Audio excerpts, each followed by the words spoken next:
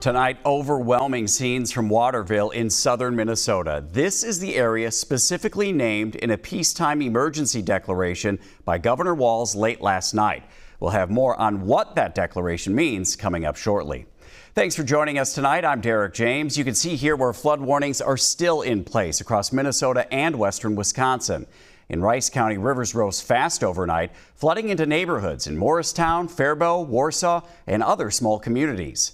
WCCO's Kirsten Mitchell was there today as people raced to save their homes.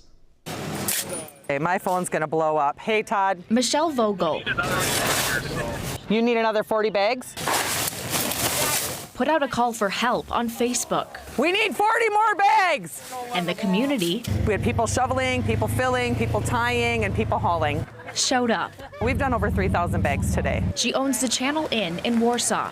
In my 35 years out here, never seen the water this high. They're still dry, but just across the bridge, This is devastating to us. Dockstock Campground is underwater ahead of the busy 4th of July weekend. Over in this area right here, that had just a few puddles in it yesterday morning, and this is what we're at today. The last few visitors canoed out to their campers to grab what they could. As I have the best group of campers ever, and they are more supportive than I could be for them hardly today, because I'm just devastated over what has happened to them.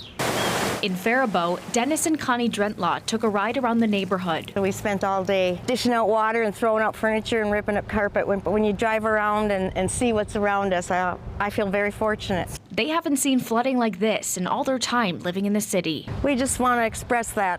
Our hearts go out to the Faribault community. Yeah, Waterville, Very sad. Morristown, Warsaw, it's pretty widespread. Sad, but Yeah. we'll get through it. Oh yeah. We'll get through Yeah. it. Rice County officials really want people to stay out of the floodwater and adhere to the road closures. Not only is that water moving very fast, but it also could contain sewage, toxic chemicals, and other sharp objects. Reporting in Rice County, Kirsten Mitchell, WCCO News. Starting tomorrow morning at 7:30, Rice County residents can start dropping off flood-contaminated materials at the county's solid waste facility.